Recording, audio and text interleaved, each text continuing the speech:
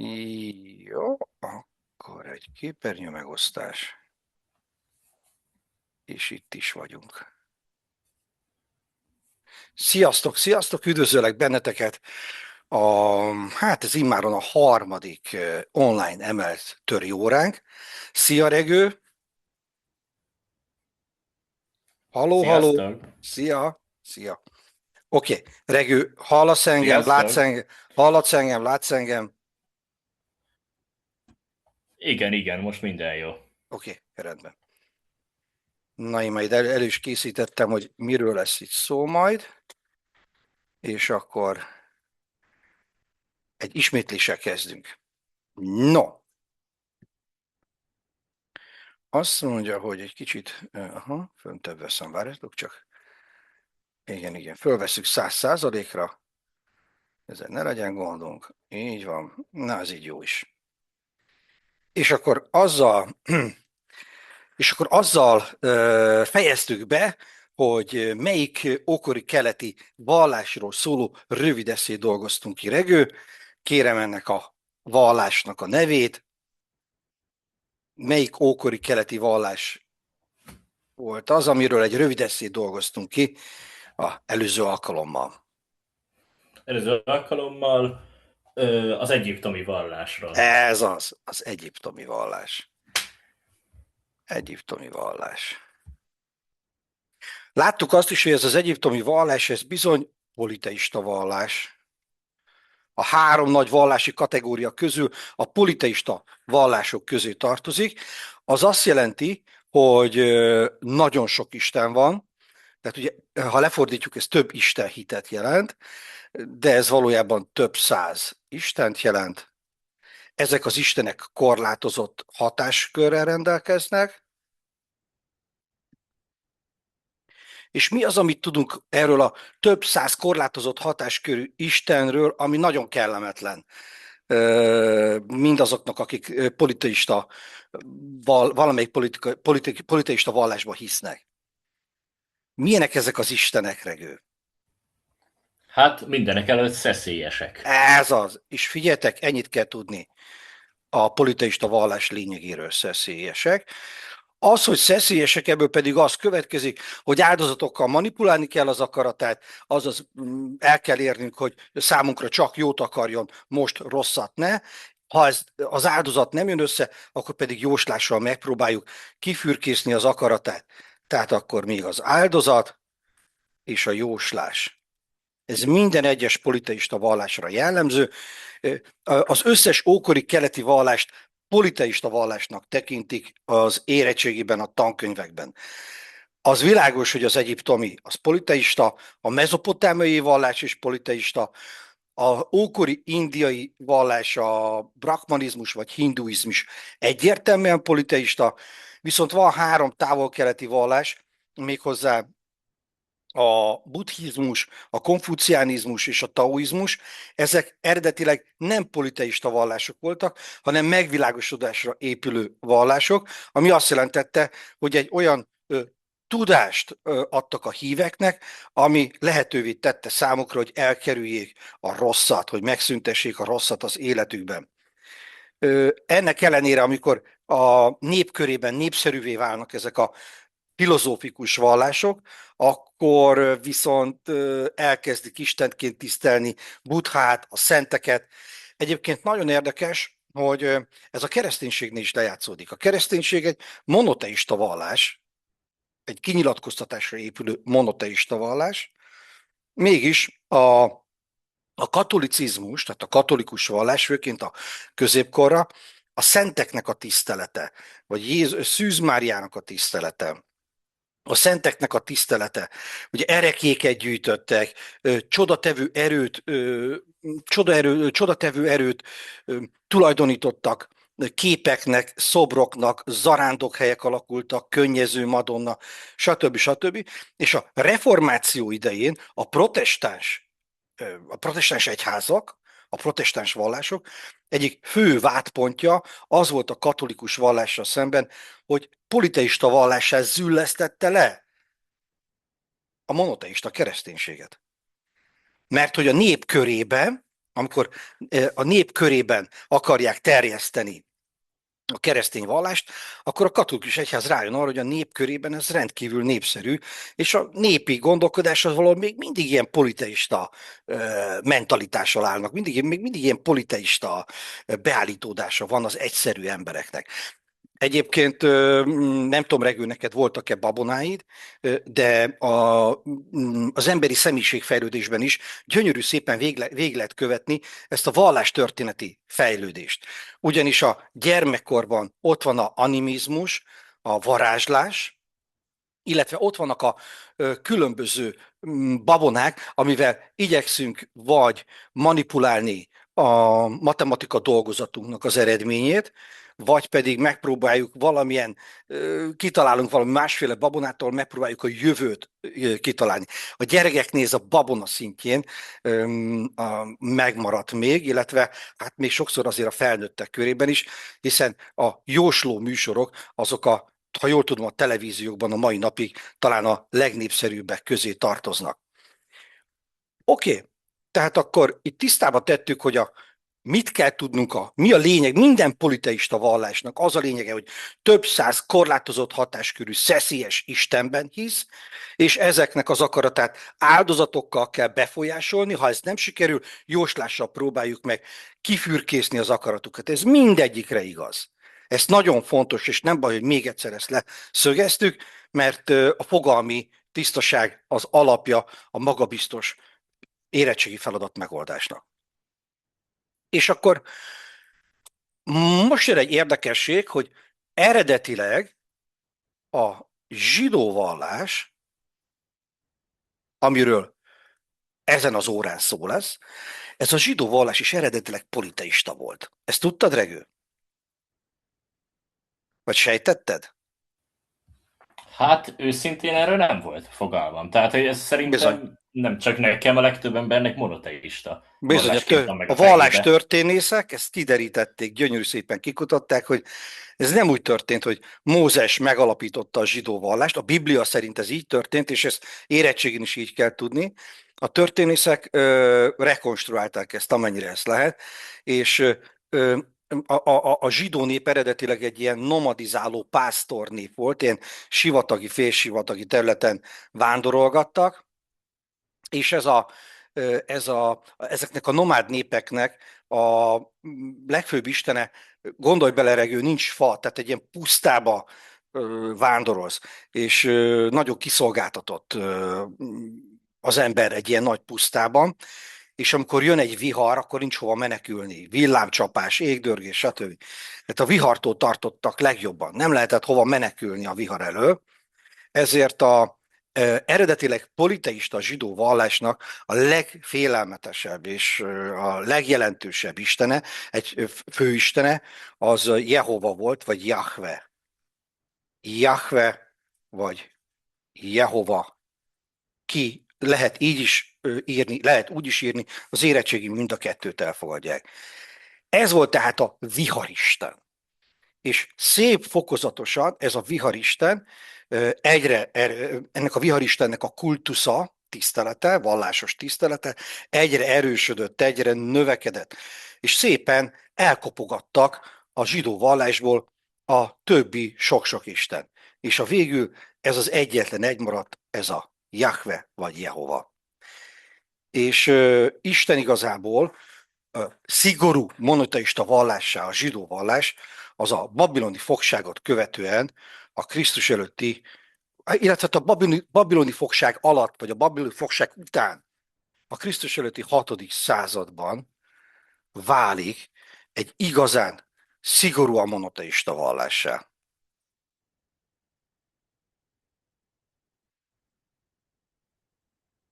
Mit jelent az, hogy szigorúan monoteista vallás? Ez a következőt jelenti. A Krisztus előtti 6. századot teljesen letisztult, hogy egyetlen, mindenható,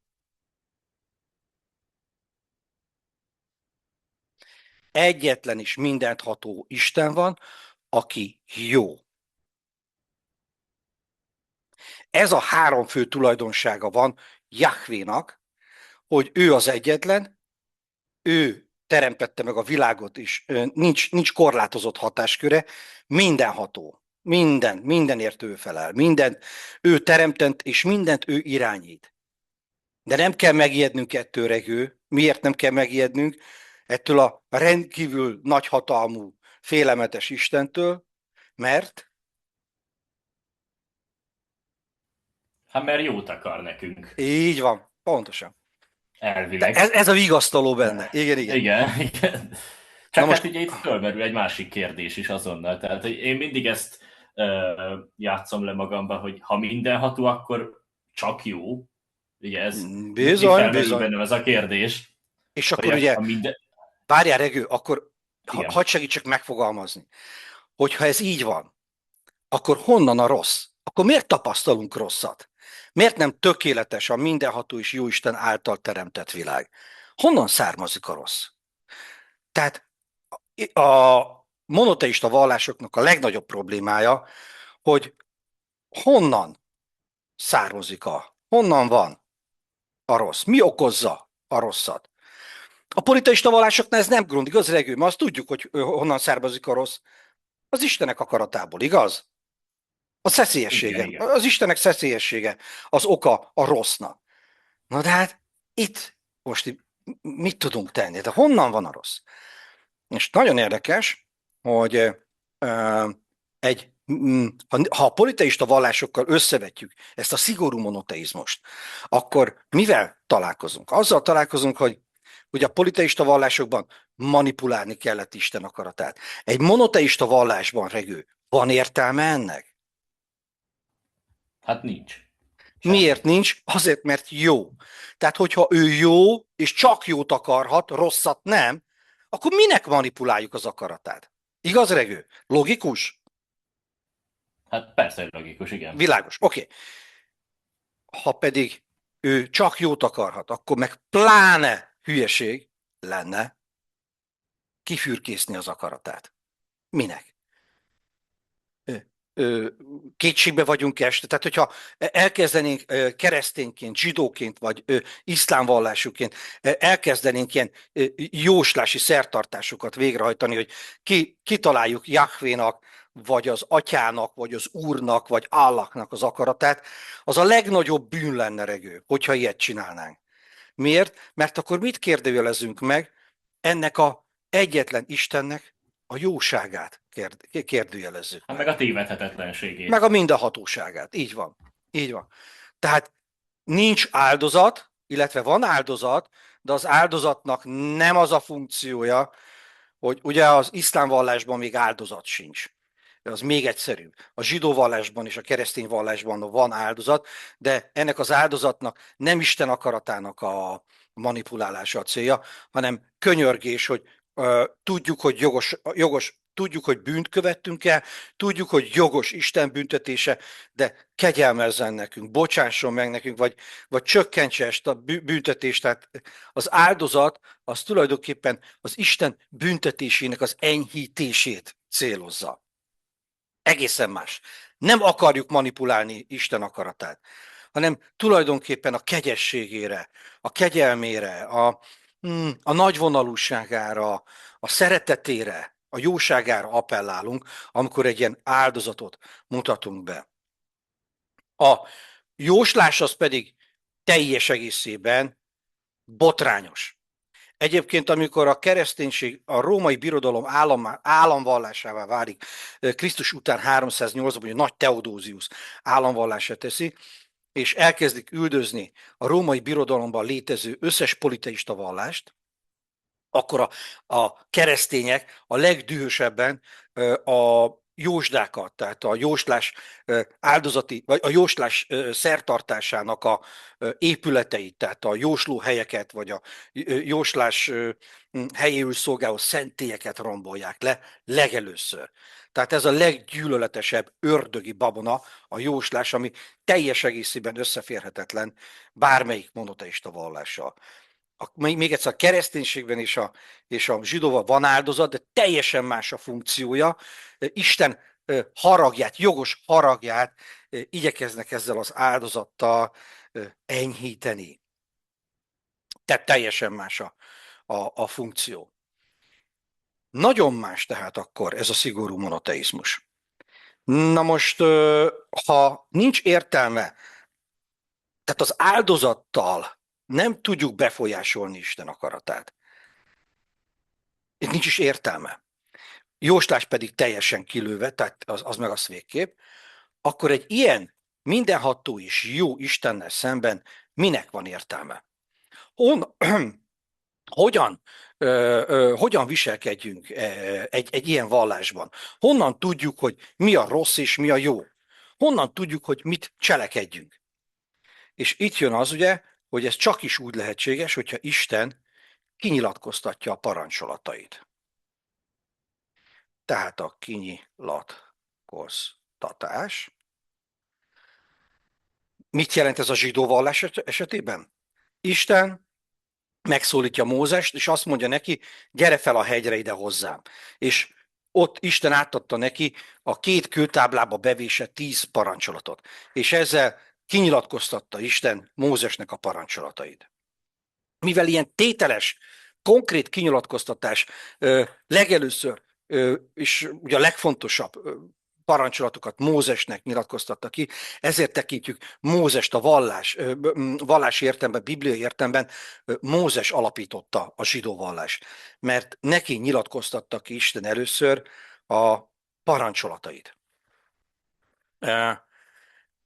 Ennek a kinyilatkoztatásnak köszönhetően, ugye akkor mit nyilatkoztat ki? Parancsokat. A parancsokat, vagy parancsolatokat, vagy vallási törvényeket. És ezek közül a parancsok közül a legfontosabb a 10 parancsolat. Ezt tudni is kell. Sőt, le is írom nektek, hogy ezt hogy kell helyesen írni. Nagybetűvel is egyben kell írni egyébként. Tehát ez a helyes írása, 10 parancsolat. A 10 parancsolat tehát ez a legfontosabb, de a későbbiek során, ahogy a zsidó vallás fejlődik, további törvényeket, parancsolatokat kötnek Mózeshez, de ehhez ő neki már valójában semmi köze, de a vallási hagyomány, a Héber Biblia hozzáköti, és a Héber Bibliának, vagy másképpen a Ószövetségnek, hogy Ószövetségnek is nevezzük, ez a Biblia első fele, ennek az első 5 könyve,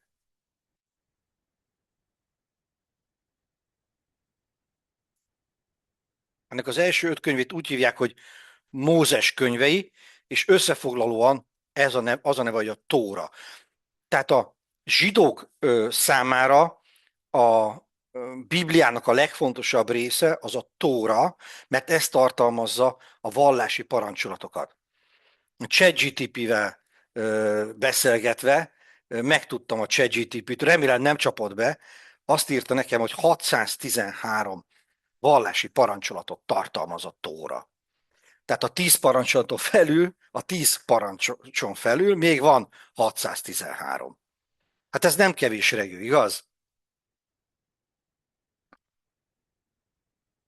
Hát nem, és hát ugye látjuk, hogy merőben egy új vallási szisztéma jelenik meg ugye ezzel a kinyilatkozással, meg parancsolatokkal. Így van, tehát itt a törvény a legfontosabb. Tehát Mózes egy olyan vallást alapított, amely a törvény vallása. Na most, hogyha ezt a törvényt nem tartjuk be, akkor milyen következménnyel jár? Ha nem engedelmeskedünk a kinyilatkoztatott isteni parancsolatoknak, akkor Isten mit fog csinálni velünk, Regő? A zsidóval, nem a keresztény Hát vallás. megbüntet. Büntetés, így van. Megbüntet. Így van. Nagyon jó, amit mondasz. Igen, a Büntetés. kereszténynél már más lesz majd. Tehát akkor Mózes, akinek Isten kinyilatkoztatta a parancsolatait, az egy olyan vallást hozott létre, amely a törvény és a büntetés vallása. És ez miért nagyon jó nekünk? Mert akkor meg tudjuk magyarázni, hogy honnan származik a rossz, a világban, annak ellenére, hogy egy mindenható és jó Isten van. Emlékezz, Regő, ez volt az alap problémánk, hogy honnan van a rossz? Most már tudjuk, Regő, hogy honnan van a rossz a zsidó vallás szerint. Isten Hát ez büntet. alapján, hogy az embereknek törvényeket kell adni, az alapján az emberekből származik a rossz. Hát igen, tehát az emberek akaratából, az emberek Igen, engedetlenségéből igen. fakad a rossz még, de hogyan, Regő? Tehát hogy okoz a mi engedetlenségünk rosszat? Hát, Nem úgy, hogy hát úgy, hogy nem engedelmeskedik a várj, törvényeknek. hát igen, de érted, de nem úgy, hogy ugye, na, Regő, tehát, hogy most, hogyha mondjuk a lopás büntettét követjük el, akkor ugye hogyan okozunk rosszat ezzel? Úgy, hogy ha lebukunk, akkor börtönbe kerülünk, vagy megbüntetnek. De vallási értelemben nem erről van szó. Ha rosszat követ, tehát nem a világi törvényeket szegjük meg, hanem a vallási törvényeket szegjük meg, Regő, a sokkal súlyosabb. És az a rossz, amit megtapasztalunk, az nem más, mint Isten büntetése. Tehát Isten büntetése Igen. okozza a rosszat. Na most, Regő, ezt nagyon, és itt a többi diáknak is, aki hallgatja ezt a videót, ezt nagyon szeretném hangsúlyozni, hogy ez egy nagyon mély dolog. Tehát ez a bűntudat elképesztő mélységű bűntudattal rendelkezik a zsidó monoteizmus. Ugyanis az a helyzet, Regő, hogy ez a büntetés, ez lehet olyan is, hogy az apát követte el a bűnt, és téged büntet Isten érte. Sőt, van az eredendő bűn, ez a zsidó vallásból át is vette a kereszténység, eredendő bűn, amelyet Ádám és Éva engedetlensége okozott. És ez az eredendő bűn az azt jelenti, hogyha egy csecsemő valami betegség éri, vagy megölnek egy csecsemőt, vagy valami szörnyűség történik egy gyerekkel, aki ártatlan. A zsidó és a keresztény vallás értelmében egy csecsemő sem ártatlan, mert már az eredendő bűnnel születik, amelyet Ádám eredendő vagy ős bűne generál, vagy okoz, vagy hogy is mondjam ezt, tehát Ádám ős bűne miatt eleve már úgy születünk meg, hogy bűnösök vagyunk, nem tiszta lélekkel. Ez az eredendő bűntana, tehát eleve a Isten büntetése nem biztos, hogy a mi személyre szabott büntetésünk. Ráadásul mondjuk egy földrengés, vagy egy asszály, vagy most ugye a Dunában nincs víz, vagy ilyesmi. Ez a monoteista vallás minden ilyen rosszat úgy értelmez, hogy ez mondjuk a magyar nép kollektív bűne. Tehát a magyar nép, a magyar nemzet nem tartotta be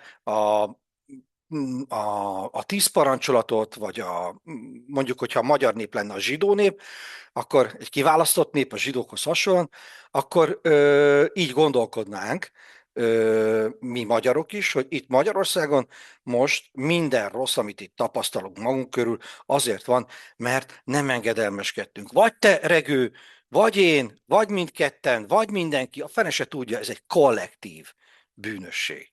Tehát még ez is benne van. Úgyhogy ez egy sokkal mélyebb erkölcsi alapokon nyugszik. Tehát nem pusztán arról van szó, hogy a rosszat az okozza, hogy én vagy teregő nem engedelmeskedtünk a Tóra parancsolatainak, hanem eleve már bűnösként születünk meg, a az előző generáció bűneit is lehet, hogy épp most bünteti, miatt most csap le Isten, vagy esetleg embertársaink bűneiért is nekünk is bűnhődnünk kell. Jó, tehát ez egy nagyon ijesztő vonása. Ezért van az egyébként, megfigyeltük, hogy a zsidó-keresztény kultúrkörben, azok az emberek, akik a zsidó-keresztény kultúrkörben nőnek fel, a, elképesztő könnyedséggel lehet a bűntudatán keresztül manipulálni az illetőt. Lásd például a nagy környezetvédő mozgalmakat, hogy aki műanyag pillepalackba vásárolja meg az ásványvizet, vagy műanyag szatyorba, vesz egy műanyag szatyrot a Spárba a kasszánál, és abba rakja be a cuccait, és nem visz magával egy ilyen szövettáskát, hát az már micsoda aljadék dolog, és te miattad pusztulnak el a teknősök, meg nem tudom mi. Tehát, hogy nagyon könnyű bennünket manipulálni, és ezt ne felejtsétek el. Ha a történelemnek van értelme, ha kellő mélységben és összefüggéseiben vizsgáljuk meg, akkor bizony most itt rájöttünk arra, hogy mi a keresztény zsidó kultúrkörhöz tartozunk. Hiába nem hiszünk már se Jehovába, se a Szent Háromságba, se Szűz Máriába, nem járunk templomba, nem számít. A mentalitásunk, a behúzalozása a viselkedésünknek, a gondolkodásunknak, az bizony még mindig a keresztény zsidó kultúrkörnek ez az elképesztően elmélyített bűntudata határozza meg és irányítja a cselekedeteinket jelentős részben. Oké, tehát akkor egy szigorúan monoteista vallásban szüksége van az Istennek egy emberre, akinek kinyilatkoztatja a parancsolatait. Hogy fogjuk hívni azt az embert, akit kiválaszt Isten, és kinyilatkoztatja neki? Megteszi neki a kinyilatkoztatást. Erre van egy szakkifejezésre. Hogy hívjuk azt az embert, akit kiválaszt? Mózes például. Ez egy történelmi szakkifejezés, vagy vallástörténeti, vagy vallási szakkifejezés. Hát nem a proféta? Az, ügyes vagy nagyon. Proféta. A zsidó vallásban nem is tudom hány proféta van, 10, 15. Nagyon sok proféta, ChatGPT-ben meg lehet kérdezni. Tehát Mózes volt az első igazi proféta, aki megalapítja a zsidó vallást. Mondhatnánk, hogy miért nem Ádám és Éva alapította meg, hiszen ők voltak az első emberek. Hát igaz, hogy Isten megmondta nekik, hogy ezt ne csináljátok, a tudás fájának a almája, a gyümölcséből ne egyetek, és mégis ettek. Na de hát az csak egy ilyen parancsolat volt. Tehát ez nem egy szisztéma volt, nem egy életvezetési szabály összeállítására alkalmas kinyilatkoztatás csomagot adott át Ádámnak. Ugyanez igaz Noéra. Noénak is csak úgy annyit mondott Isten, hogy csinálj bárkát, Noé engedelmeskedett, és meg is menekült, és akkor ugye a élővilágot, köztük az embert is megmentette Noé a kipusztulástól. Isten tanácsát, Isten iránymutatását követve. Ez sem tekinthető. Aki már nagyon közel van ehhez, ugye Ábrahám, de Ábrahámnál is csak miről van szó? Arról van szó, hogy Isten megszólítja, és mondja neki, hogy figyelj, hagyd el Úr városát, ugye ez Mezopotámiának az egyik legvirágzóbb, leggazdagabb városa volt, hagyd ott Úr városát, és indulj el a családoddal együtt, és én vezetlek téged, amíg el nem jutsz az ígéret földjére, és az ígéret földje ugye ez a Kánaán, vagy később ugye Izraelnek is nevezik, vagy Palesztinának. Tehát tehát végig segíti Ábrahámot, hogy eljusson az ígéret földjére, és amikor ő megérkezik, akkor az ő utódai fogják a Kánaánt, az ígéret földjét benépesíteni. Ez Isten ígérete. És Ábrahám pedig hisz Isten ígéretében, és megy Isten útmutatásainak megfelelően. Ez még mindig nem parancsolat. Mózes az, aki valóban 10 parancsolat, és ezek konkrét életvezetési szabályok. Ugye a parancsolatnak az első 5 parancsolat, ha jól emlékszem, az Istennel szembeni viselkedést írja elő. Például Isten nevét a szádra hiába neved, egyetlen Isten vagyok, és én más isteneket nem imádj, tehát a bálványimádásnak a tiltása, szeretni kell Istent, most ezek jutnak eszembe, a második 5 parancsolat, ha jól emlékszem, pont így le van feleze, a másik 5 parancsolat, ne paráználkodj, ne lopj, ne ölj, ne hazudj, nem tudom, még mi van, még van talán még egy. Ez pedig a embertársaiddal szembeni viselkedést szabályozza. Tehát itt ez már egy komplex parancsolatcsomag, amit Isten az ő kiválasztott népének, a zsidó népnek nyújt. Tehát az egész Biblia a legfontosabb fordulópontokat Istennel történt szövetség kötésekként tudja értelmezni. Isten szövetséget kötött már Ádámmal is, Noéval is, Ábrahámmal is, de az igazi szövetség, ami a zsidó vallás megalapítását jelenti, azt Mózes kötötte meg Istennel.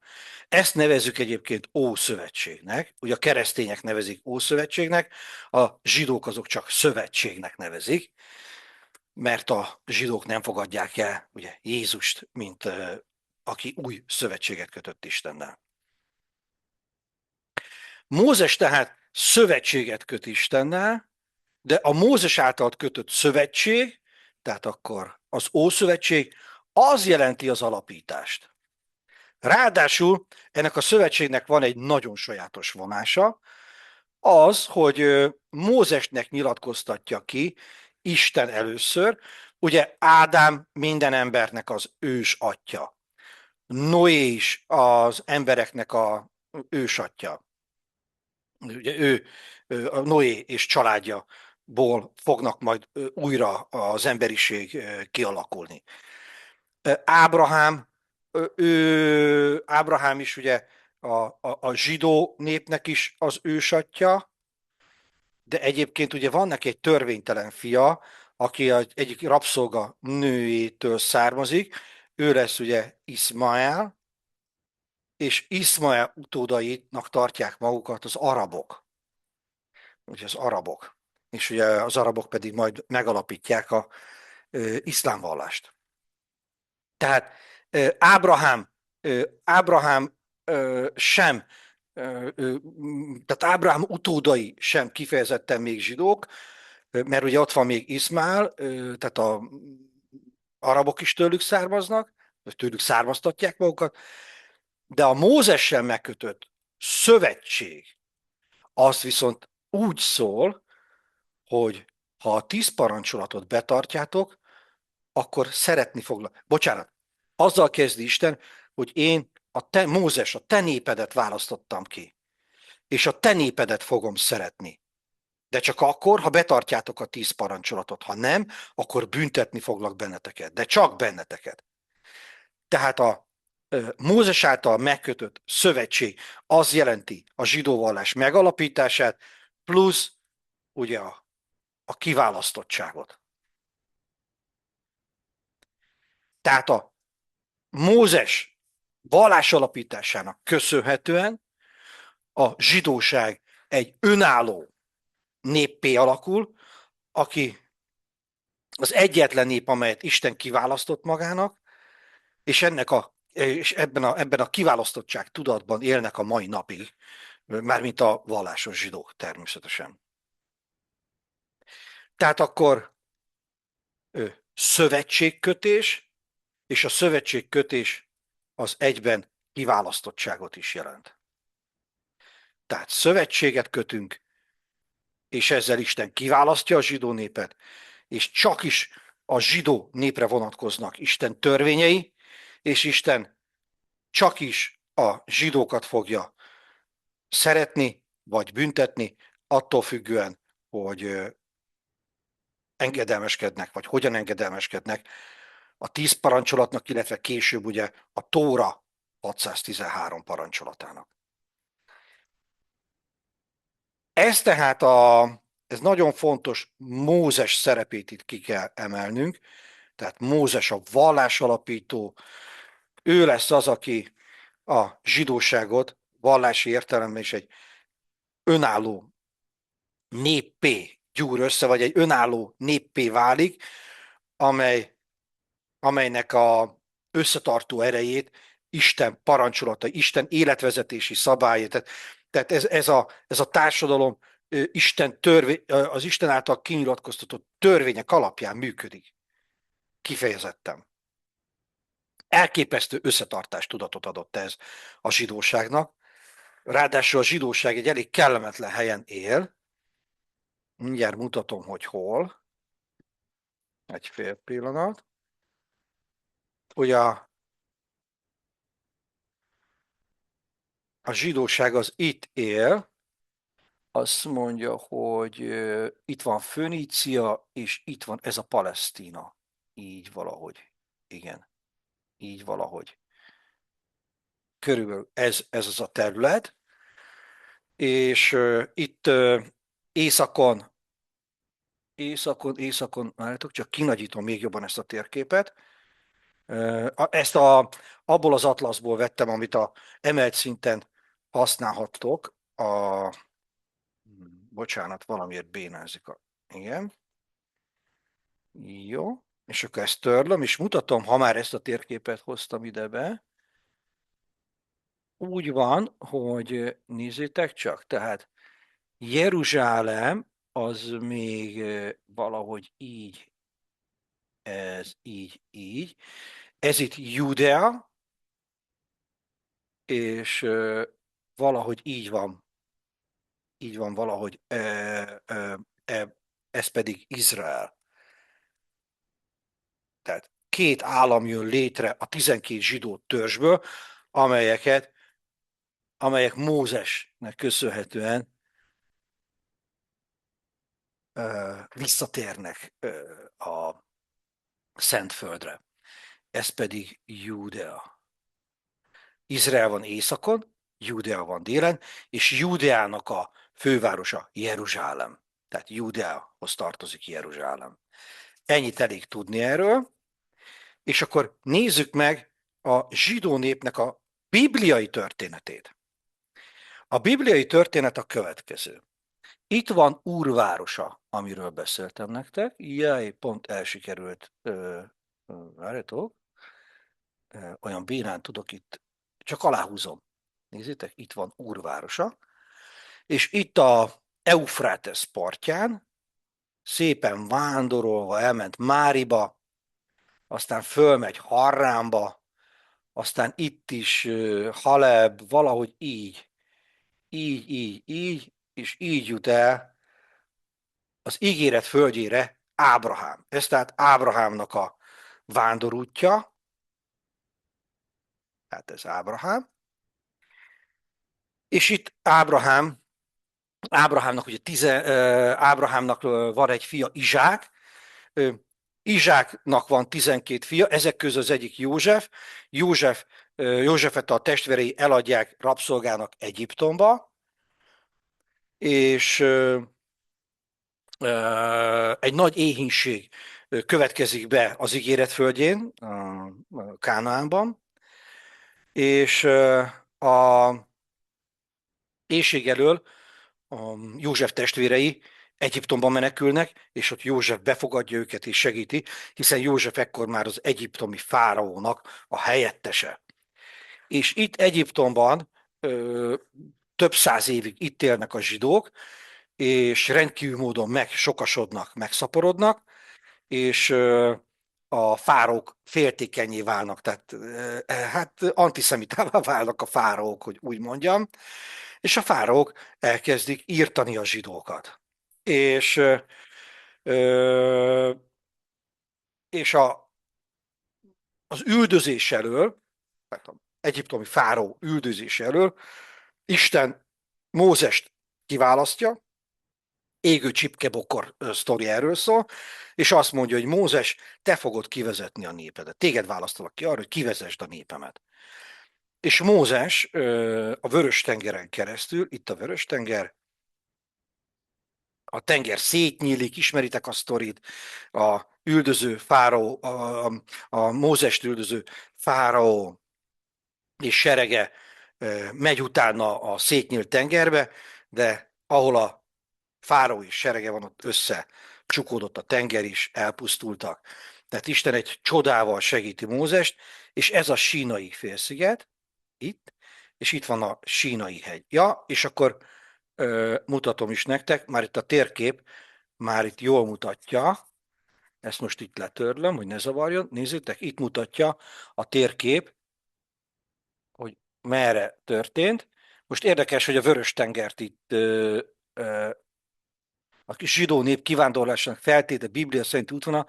Nem értem, hogy a térkép miért itt írja, itt hol a Vörös-tenger. Regő, te ezt érted? Tehát hol itt a Vörös-tenger, ha valóban ez volt az út? Hol nyílt szét a Azért nem Vörös-tenger? nagyon értelmezem. Na mindegy, a térkép Vagy ezt nem mutatja tudom. nekünk. Jó, ezt most vettem észre én is, majd rákérdezek a ChatGPT-nek, majd megmutatom, hogy jó ez a térkép. Viszont itt van a Sínai hegy, itt történik meg a zsidó vallás megalapítása, itt köti meg a szövetséget Istennel, Mózes, és innentől Isten kiválasztott népeként létezik tovább a zsidóság. És hát jön a 40 éves pusztában való vándorlás, így, erre, és végül megérkeznek ide Jeruzsálem tövébe, itt a ígéret, visszatérnek tehát oda, ahová Ábrahámnak sikerült eljutnia, és a sztori érdekessége, hogy Mózes nem léphet be az ígéret földjére, a Kánaánba.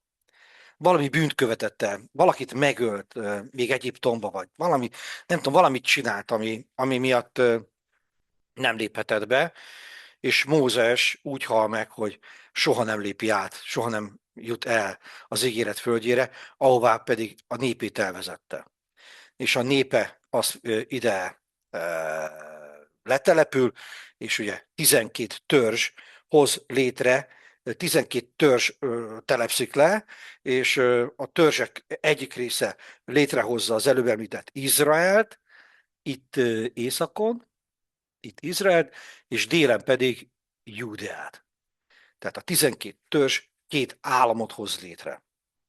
Na most egy érdekességet szeretnék mondani, hogy a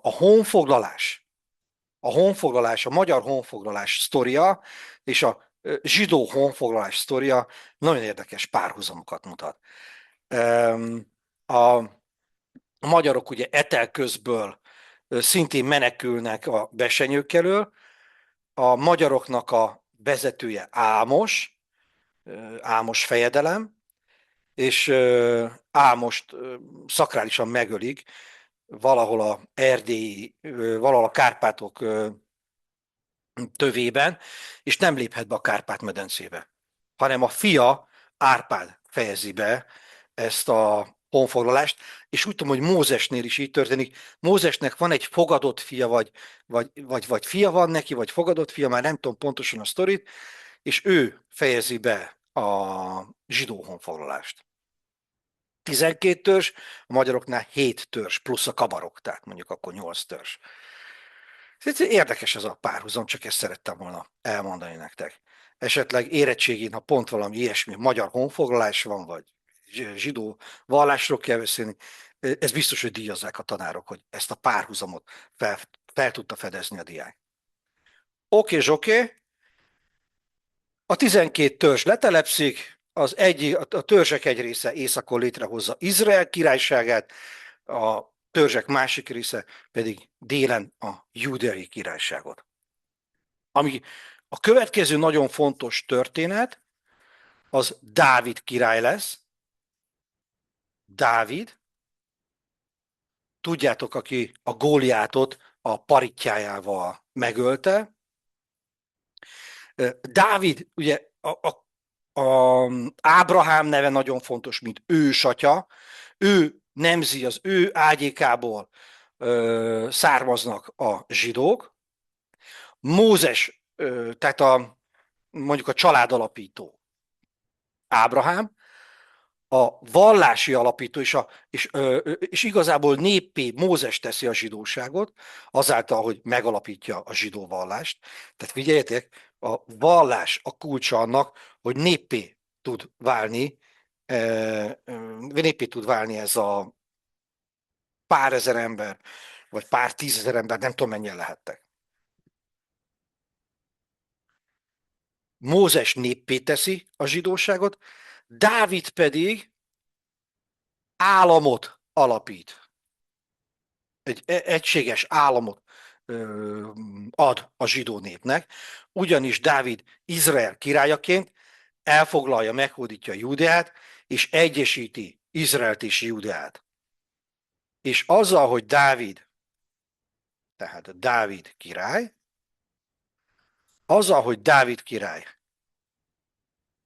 mint Izrael királya,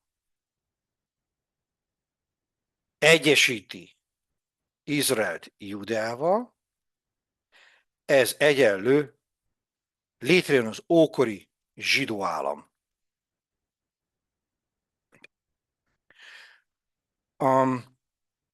A zsidó, hogy is mondják, tehát a zsidó nevek közül ugye a Mózes és a Dávid, ez a kettő a legnépszerűbb. Nem véletlenül. Tehát Mózes, és ugye Ábrahám még. Tehát Ábrahám a nemző, ősatya, Mózes a vallás alapító és zsidó népet létrehozó alapító, tehát a zsidó népet létrehozó vallás alapító, ő Mózes, és a zsidó államot alapító pedig Dávid király. Az ókori zsidó államot ő alapítja. Dávid csillag, vagy például Izraelnek, tehát a mai modernkori zsidó államot is Izraelnek nevezik el. Ezek mind erre utalnak. És még van egy nagyon fontos Dávid királya kapcsolatban, mivel ilyen írtó fontos a zsidó nép történetében és a zsidó vallás történetben, ezért hozzá kapcsolódik a messiás várás. Ugyanis a zsidók hite szerint Dávid király utódai közül, Dávid király véréből fog származni az a király, tehát lesz egy új királya majd a zsidó népnek. Ugye ez a messiás várás akkor jön ki, akkor alakul ki, amikor a zsidó állam elveszíti a függetlenségét, és soha többé nem is nyeri vissza. Illetve hát most 1948-ban újra létezik szuverén, független zsidó állam, de ezt úgy tudom, Regő, de ezt jobban tudod, az arab államok elismerik Izrael az ENSZ tagállamok között, egy jó páran nem ismerik el Izrael létezését, nem? Hát ez mai napig ugye probléma, hát még 2010-es évek végén, talán 2020-ban próbálkozott vele még a Trump adminisztráció az Abraham megállapodásokkal, hogy Szaúd-Arábiával elismertesse, és ezáltal ugye csatlakozzanak hozzá több közel-keleti ország, de nem sikerült. Tehát ez mai napig gond. Hát akkor még mindig nem tudja. Hogyne. Ugye Igen. az Izrael, tehát a zsidóság nyilván szuverén országnak, független szuverén országnak tartja Izraelt, de hát ezt sokan nem ismerik el még mindig. Úgyhogy ez egy őrület, gyerekek, tehát hogy ez egy több ezer éves gyökerekkel rendelkező probléma itt. Úgyhogy olyan 9. század körül egyébként először az asszírok, itt volt az asszír birodalom, mindjárt mutatom nektek. Ezt nem kell tudni az érettségig, csak hogy értsétek a sztorit, azért mondom el. Tehát ez volt az asszír birodalom, itt van Asszíria, innen indult ki, és meghódította ezt az egész területet, ez az asszír birodalom. Utána az asszírokat követően az új babiloni birodalom hódítja meg ezt a területet, és hurcolják meg fogságban a zsidókat, és utána pedig majd a Nagy Sándor, utána a perzsák, utána Nagy Sándor, majd pedig a rómaiak. Tehát mindig valamelyik nagy birodalomhoz tartozott, annak egy országa vagy tartományaként létezett a Dávid király által megalapított, eredetileg szuverén ókori zsidó állam. Tehát amikor elveszti a szuverenitását, a politikai függetlenségét a zsidó állam, onnantól kezd egyre erősödni az messiás várás. És ennek az a lényege, még egyszer, hogy Dávid király ágyékából, Dávid király egyik utódja lesz, aki egy olyan király, tehát Dávid király utódai közül valaki majd a zsidók királya lesz, aki képes lesz ezt a szuverenitást, ezt a függetlenséget visszaszerezni, ezt a politikai függetlenséget. És ez a zsidó messiás várásnak a lényege. Ez majd azért lesz fontos, mert aztán a zsidóknak egy csoportja kicsit átértelmezi ezt az eredeti zsidó messiás várást, és azt mondják, hogy ez a messiás, ez nem csak a politikai függetlenséget fogja, sőt, nem is a politikai függetlenséget, nem is az a fontos, hanem megváltja a törvények börtönéből, kiszabadítja, megváltja a zsidóságot, és többé nem kell szenvedni Isten büntetéseitől. És hát ugye ezt majd Jézus hajtja végre, tehát a zsidóknak ez a kis csoportja, már korábban, már a keresztények előtt megjelenik, de majd a zsidóknak egy kis csoport, akik keresztényeknek nevezik magukat, na ők majd Jézus tartják ennek a messiásnak. Jó, tehát akkor Dávid királyhoz kapcsolódik a zsidó vallásban kialakuló messiás várás. Ezt is az érettségin elvárják. Fontos fogalom. Fontos tudni. Na, és akkor Dávid király létrehozza az ókori zsidó államot, és utána jön Salamon, Dávid királynak a fia, aki mit csinál, Regő, esetleg tudod-e? Most már ugye az ókori zsidó államnak a fővárosává Dávid király Jeruzsálemet teszi meg. Jeruzsálem. Mondjuk ez korrekt volt Dávidtól, mert így akkor a meghódított Júdeának a fővárosát teszi meg az egész zsidó állam fővárosává. Biztos valami kis politika is volt ebben. És a lényeg az, hogy ennek a Dávid által megalapított zsidó államnak a fővárosában Salamon felépíti a templomot, a jeruzsálemi templom. Ezt akartam mondani, csak már azt hittem nem Kivettem a kérdezed szádból meg. a szót. Jó. Na jó, Igen, Regő. igen. Oké, Regő, vissza. Nem. Figyelj, visszaadom a szót neked. Miért építette Salamon ezt a templomot? Hát, hát az Mi a biztos, hogy ennek legfontosabb vallási funkciója? jelentősége van. Persze. Van egy vallási központ funkciója, biztos. Egyszerűbb dologra gondolják. Mit őriznek ebbe a templomba? Na várjuk, tudom, a Fridládát. Erről van szó. Tehát a templom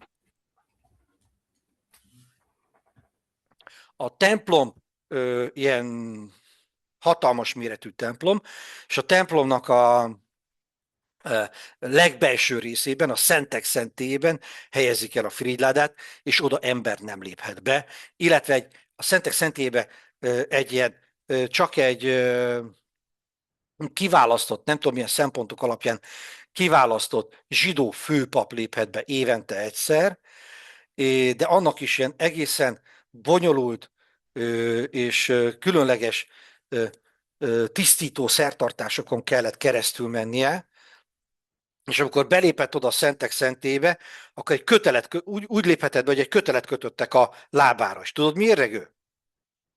Azért, hogy ha Isten haragja akkora lenne a szentek szentélybe, mert ugye ilyenkor a főpappal találkozik Isten, és a főpapra sújt le közvetlenül a haragja, tehát a főpap az egész zsidó nép nevében oda megy, hogy könyörögjön Isten bocsánatáért, hogy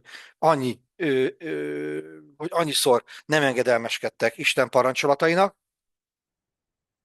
hogy attól tartottak a zsidók, hogy ha Isten haragja keleténél nagyobb, akkor az megölheti a főpapot, és akkor ki fogja a oszladozó hullát onnan eltávolítani. Ugye senki nem lépett be oda, senki nem mert belépni, és ezzel a kötéllel húzzák akkor ki. Nem semmi, Regő, mi? Hát erről nem is tudtam, az érdekes. Ennyire komolyan hitték ezt az egészet, ugye? Ja. Szóval a Fridlád, és a Fridláda miért ilyen fontos, Regő? Mi van a Fridládában? Mi van a Fridládában, Regő? Um, Mit őriznek ott, ami ennyire eszméletlenül fontos, hogy hát egy ilyen hatalmas templomot épít várjunk, neki mindjárt Salamon? eszembe jut. Nem azt mondják, hogy úgy tartják, hogy a kőtáblának, a tíz De bizony parancsolat kőtáblájának a a maradványai? 10 parancsolat, a 10 parancsolat, a két kőtáblába vésett 10 parancsolatot őrzik a Fridládában. Nem tudom, Regő, te láttad a Indiana Jones kalandjainak talán a harmadik része volt a Fridláda fosztogatói című részt. Az pont erről Hú, szól, az hogy a, nem. a Az nácik, nem. a nácik meg akarják szerezni a Fridládát, mert annak egy nagyon különleges varázserőt tulajdonítanak. Ja, úgyhogy ez egy izgalmas dolog, 10 parancsolatot tartalmazza. Aztán, hogy mi történt ezzel a Fridládával, benne volt ez a kőtábla, nem tudjuk, ugyanis sajnos ezt a templomot lerombolják, Regő. Méghozzá első lerombolás,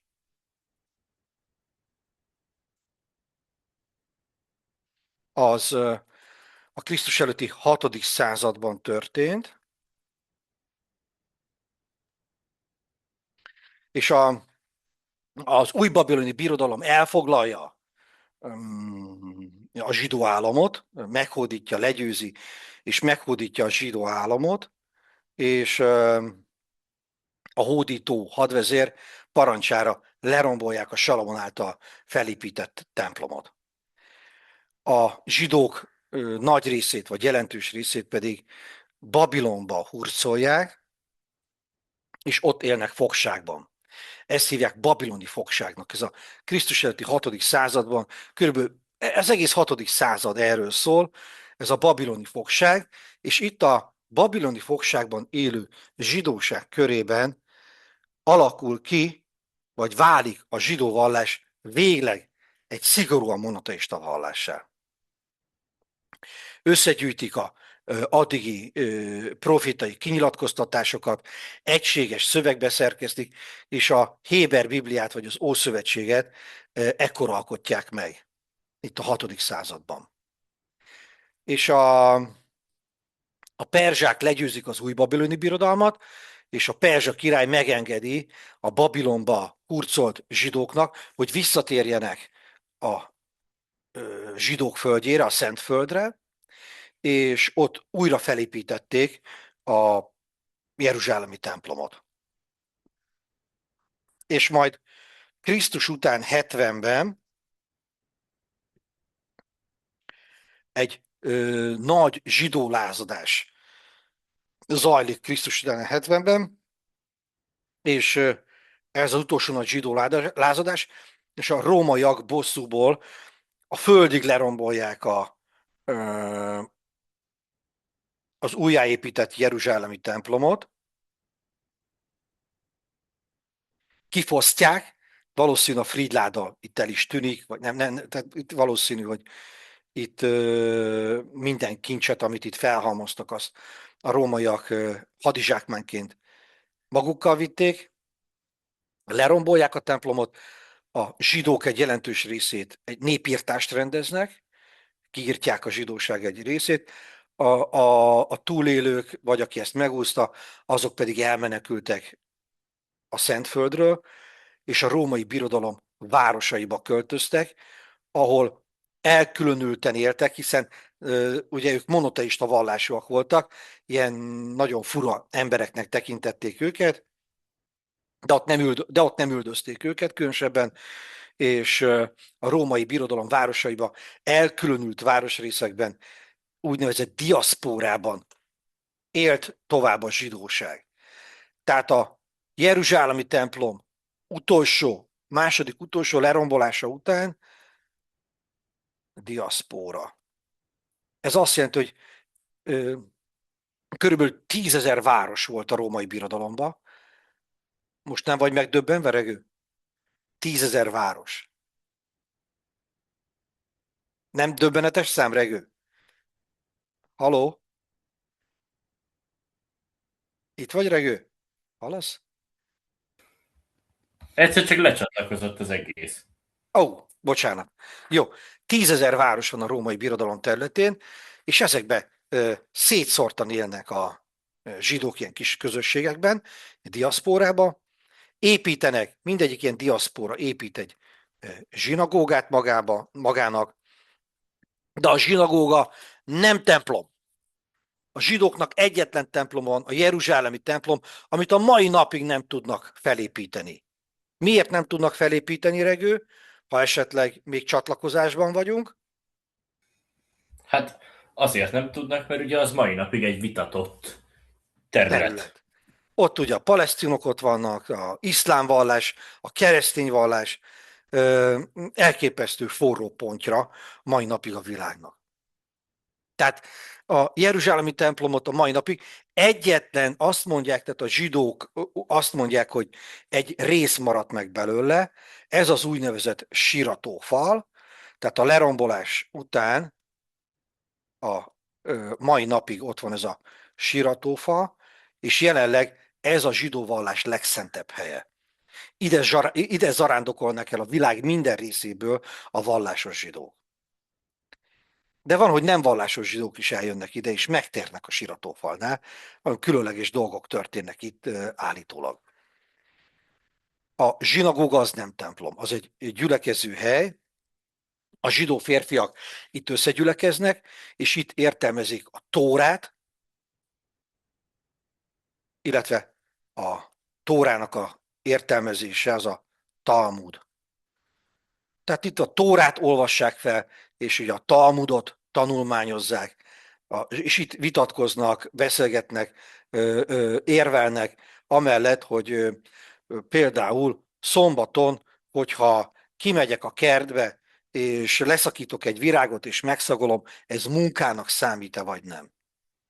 Egyébként nagyon érdekes a zsidó vallásban ez a akkurátusság. Nem tudom, Regő, te hallottad azt, hogy a New York-i felhőkarcolókban olyan, nem tudom, hogy mindegyikbe, de vannak olyan felhőkarcolók, ahol a lift, ha beszállsz a liftbe, akkor nem gombot kell megnyomni, hogy a hanyadik emeletre akarsz menni, hanem hanem hanggal vezérled. Tehát ki kell mondani, hogy a 25. emeletre megyek, és a lift oda megy. És azért, mert ha te szombaton belépsz szombaton ebbe a liftbe, és szombaton, amikor semmi munkát nem szabad végezni, megnyomod a megfelelő számú emeletnek a gombját, az már munkavégzésnek számít. És megszeged a szombati munkaszüneti napnak a szentségét. Mert hogy ugye a zsidó naptár az nem hétfővel kezdődik, hanem vasárnappal. Ugye a zsidó naptárban a szombat az akkor pihen meg Isten, az az ünnepnap, és a vasárnap már mennek dolgozni. Hát ez benne is volt az érettségiben, az idei emelt érettségiben. Azért is beszélek róla, hogy így majd látjuk a feladatban, hogy ez még majd vissza is köszön. Jó, és hát ezek a zsidók egyébként, ezek a zsidó közösségek tartják egymással a kapcsolatot. És főként kereskedelem útján is. És a zsidók már az ókori római birodalomba is bekapcsolódnak a birodalom távolsági kereskedelmébe, és egészen addig nincs konkurenciájuk a távolsági kereskedelembe, amíg meg nem jelennek az arabok, amíg az iszlám hitre tért arabok nem hódítják meg a valahai római birodalomnak a felét, meg még sokkal többet. Addig tulajdonképpen konkurencia nélküli, tehát a kereskedelemnek egy nagyon fontos szerepet töltenek be már az ókorban. Tudnak írni, olvasni, számolni, ugye ez a vallásukból következik, hogy tudniuk kell írni, olvasni. Ha már tudsz írni, olvasni, akkor számolni is könnyű megtanulni, hiszen akkor nem fogod tudni a parancsolatokat, nem tudod értelmezni, nem tudod, hogy akkor most vétkeztél, nem vétkeztél, a Tórában foglalt 613 vallási előírásnak. Jó, tehát ez a zsidóság története, összefoglalom, És akkor Regő, a következő alkalommal a feladatokkal kezdünk, mert kicsit elhúzódott a zsidó vallással kapcsolatos Rendben. óránk. Összefoglalom. Tehát a zsidó vallás politeista vallásként kezdett, és a Krisztus előtti 6. században vált egy szigorúan monoteista vallássá. Tehát akkor már tényleg minden hiba nélkül egy szigorúan monoteista vallás. Megnéztük, hogy mi a különbség, milyen alapvető különbségek vannak a politeista és a monoteista vallások között. Ezt is most már értjük. Aztán arról beszéltem, hogy a zsidó népnek a története, az ugye Ábrahám vándorlásával kezdődik. Most Ádám Évát meg Noét nem veszem ide. Egyébként az érettségimből azt ki is vették, de én azért azt mondom, hogy nyilván a sztorit azt tudja az ember általános iskolában már. Tehát Ábrahám, ő az ősatya, Mózes a vallás alapító, aztán Dávid az államalapító, Salamon a templomépítő, úgyhogy én csak úgy írom, hogy az építő, hát nem, kiírom, hogy templomépítő, mert ez itt nagyon fontos, hogy ő a jeruzsálemi templom építője, tehát ő a templomépítő.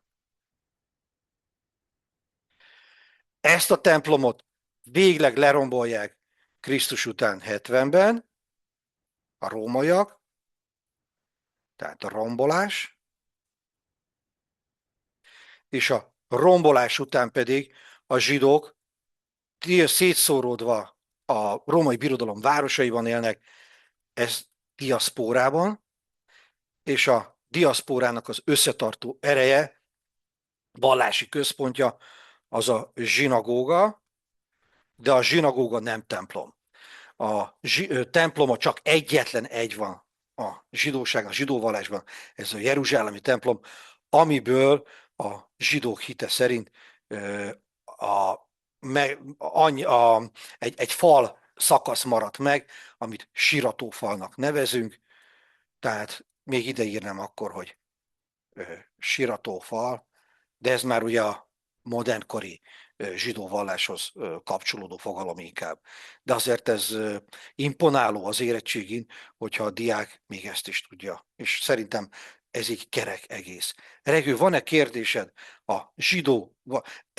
Még egy fontos dolog, hogy amit észre kell, hogy vegyünk, hogy a zsidó vallás és a zsidó nép kapcsolata, története elválaszthatatlanul összefonódik.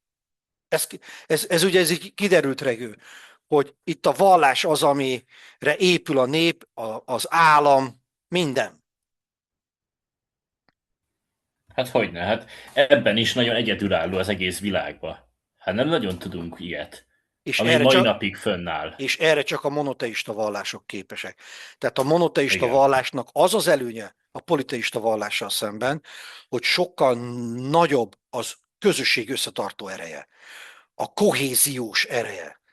Tehát azok az emberek, akik ugyanabban a monoteista vallásban hisznek, legyenek a világ bármely részén, testvérként tekintenek egymásra, megbíznak egymásban. Ezért is tudtak a zsidók viszonylag könnyen, akár az ókorban, akár a középkorban nagy nemzetközi kereskedelmi hálózatokat képíteni és működtetni. Ez is az egyik oka. A monoteizmus sokkal nagyobb összetartó erőt tud képezni, mint a politeizmus.